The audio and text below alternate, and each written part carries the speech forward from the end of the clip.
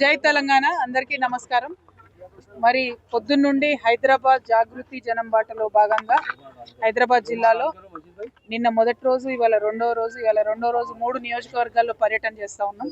ఇవాళ చివరి నియోజకవర్గం చార్మినార్కి రావడం జరిగింది.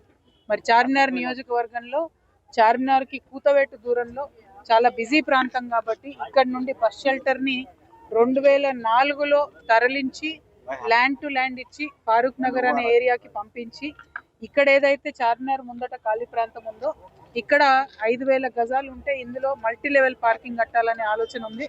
స్థానికులు 2004 నుంచి పోటీ చేస్తుంటే 2018లో దీన్ని డిస్మాంటిల్ చేశారు. ఇక్కడ ఉన్న పాత బస్ స్టాండ్ అప్పటి నుండి కూడా ఇట్లా బ్లూ షెడ్స్ వేసి ఖాళీగా ఉంది.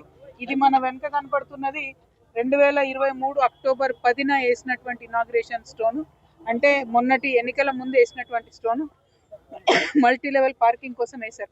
అది వేసిన తర్వాత కూడా ఇప్పటికి 2 ఏళ్ళు అయింది. అప్పుడు 35 crores వేసిండ్రు, ఇప్పుడు 70 crores ఎస్టిమేట్ పెరిగిందని చెప్తున్నారు. కానీ ఇంతవరకు కనీసం వర్క్ అయితే స్టార్ట్ కాలేదు.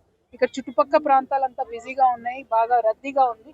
వర్క్ ఇక్కడ స్టార్ట్ అయితే తొందరగా మొత్తం సౌకర్యంగా ఉంటుంది.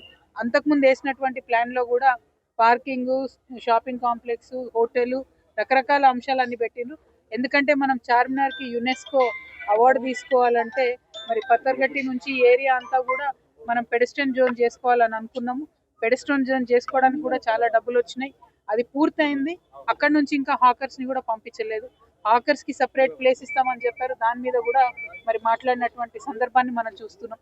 సో అల్టిమేట్గా చార్మినార్ ఏరియా బాగా కుల్లా ఉండి చార్మినార్ని దర్శించుకునడానికి వచ్చేటటువంటి అంతర్జాతీయ ప్రయాణికులకు కూడా చక్కగా ఉండాలంటే మాత్రం త్వరితగతిన ఈ మల్టీ లెవెల్ పార్కింగ్ని ఫినిష్ చేయాలి, పెడెస్ట్రియన్ జోన్ ప్రాజెక్ట్ని ఫినిష్ చేయాలి, హాకర్స్ని ఇక్కడ నుంచి రిమూవ్ చేసి వాళ్ళకి సపరేట్ ప్లేస్ ఇవ్వాలని చెప్పి కూడా మేము డిమాండ్ చేస్తూ ఉన్నాము. Thank you. జై తెలంగాణ.